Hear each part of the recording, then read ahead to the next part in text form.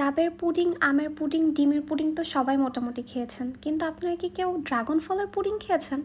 আমি শিওর এই জিনিস কেউ খান নাই, কারণ এই বুদ্ধিটা আমার ছোট বোনের মাথায় আসে অ্যান্ড সেটাই আমরা আজকে ট্রাই করলাম অ্যান্ড ফাইনালি আমরা সাকসেস।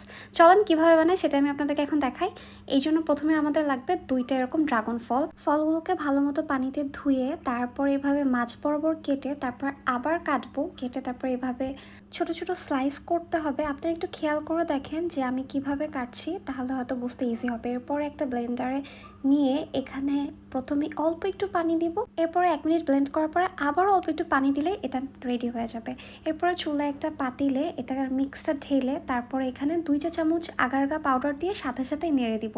তারপর এখানে আমি অ্যাড করছি 4 টেবিল চা চামচ চিনি, আর এটাকে কিন্তু অনবরত নাড়তে হবে, না কিন্তু নিচে লেগে যাবে। এই পর্যায়ে চুলার জালটা খুবই লো থাকবে।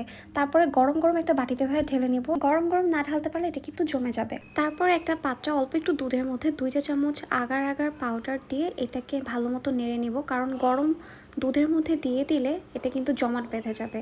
আর এখানে কিন্তু আমি কোনো রকমের কালার ইউজ করি না, এখানে ফ্রেশ মিল্ক ইউজ করেছি। একটু আগে এখানে আমি ড্রাগন ফল জাল দিয়েছিলাম, আর সেটাই না ধুয়ে আমি যেহেতু চাচ্ছিলাম যে ড্রাগন ফলের একটা কালার আসুক, তো তাই আমি এখানে হাফ কাপ দুধ ইউজ করি আর এখানে 2 টেবিল চা চামচ চিনি দিয়ে এইভাবে কাঁটা চামচের সাহায্যে নেড়ে নেব। এরপরে আমাদের এটা দেখতে হবে যে এটা জমাট বেঁধে গেছে কিনা। যখন দেখবো যে এটা পড়ছে না, এভাবে জমাট বেঁধে গেছে, তারপর একটা ছুরির সাহায্যে এভাবে 4 সাইডে কেটে নিয়ে তারপর লম্বা লম্বা করে যেটাকে আর কি আমরা বরফি কাট বলি, সেভাবে বরফি কাটে আমরা এটাকে কেটে নিব। কাজটা দ্রুততার সাহায্যে করতে হবে, না হয় কিন্তু ওইদিকে জাল দেওয়া গরম দুধে আগার আগার পাউডার দেওয়ার কারণে ওটা কিন্তু জমে যাবে। এরপরে যে পাত্রে আমরা এই পুডিংটা বানাবো সেখানে আমরা অল্প কিছু ড্রাগন ফল দিয়ে দিব। আপনারা দেখেন আমি কিভাবে দিচ্ছি।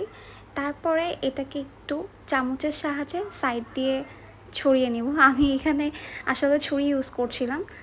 এরপর আমি এখানে অর্ধেক দুধ দিয়ে দিব আর অর্ধেকটা দুধ রেখে দিব। তারপরে যে বাকি ড্রাগন ফলটা ছিল এখানে আমি এখন পুরাটাই দিয়ে দিব। দিয়ে দেওয়ার পরে আমি এখানে বাকি দুধটা ঢেলে দেব। তবে আপনারা চাইলে কিন্তু সব একেবারে দিয়েও করতে পারেন, দেখতে সুন্দর লাগার জন্য আমি 2টা লেয়ারে করি। তারপর এটাকে আমি বাহিরে আধা ঘন্টা রাখার পরে ফ্রিজে এটাকে 2 ঘন্টার জন্য ঠান্ডা হতে দিব। তারপর আমরা যেভাবে পুডিং কেটে থাকি 4 সাইডে ছুরি দিয়ে ঘুরিয়ে কেটে নিয়ে তারপর প্লেটের উপরে দিয়ে এটাকে উপর করে এভাবে আস্তে আস্তে করে খুলে নিব। ওহ নো, মাশাল্লাহ মাশাল্লাহ, এইটার লুকটা যে এত জোস হবে আমরা আসলে এক্সপেক্ট করি নাই, কারণ এইটার কোনো জায়গাতে কোনো রকমের কোনো ভিডিও নাই। এটা আমরাই প্রথম করি সারার আইডিয়াতে, যার জন্য আসলে আমাদের কোনো রকমের ধারণা ছিল না যে দেখতে আসলে এটা কেমন হবে। আর এইদিকে আমার নিউ রেসিপি দেখে বিট্টুও চলে আসছে যে এটা কী বানানো হলো। এটাকে একটু ডিজাইনের জন্য এরকম একটা কাটার নিয়ে আরেকটা ড্রাগন ফলের অর্ধেক অংশ কেটে এইটাকে এভাবে মাঝ বরাবর করে নিয়ে আমি এটা এই পুডিংয়ের উপরে বসিয়ে দিব। আমি আসলে চাচ্ছিলাম যে পুদিনা পাতা দিয়ে ডেকোরেশন করতে, ওটা তো আসলে সবাই করে, তাই একটু ডিফারেন্ট করার জন্য আমি এটা এভাবে করি। দেখতে তো আসলে সুন্দর লাগছে, কিন্তু খেয়ে বোঝার পালা যে শুধু কি দেখতে সুন্দর লাগলেই হবে, এটার টেস্টটা কেমন। সেজন্য এবার আমরা এটা কেটে নিলাম। এটা মেনলি কিন্তু সারাই বানাইছে, আমি জাস্ট ভিডিও করছি। দেখেন পুডিংটা একদম ভিতরে পারফেক্টভাবে হয়েছে। আর 2টা লেয়ার করার জন্য এই যে নিচে একটু, তারপর একটু গ্যাপ, তারপরে উপরে আরেকটা লেয়ার। ও মাই গডনেস, এটা খেতে এত জোস কেন ভাই! আমি আপনাদের সবাইকে বলবো প্লিজ এটা ট্রাই করেন। দেন এরপর থেকে আপনারা ডাবের পুডিং বানানো বাদ দিয়ে ড্রাগন ফলের পুডিংই বানাবেন ফর শিওর। এইটার টেস্টটা অন্যরকম ভাই, মানে উফ। আর উপরে যে ছোট ছোট কালো কালো দেখা যাচ্ছে এটা কিন্তু ড্রাগন ফলের ভিতরে যে কালো কালো থাকে ব্লেন্ড করার কারণে সেটা সব নিচে চলে আসে।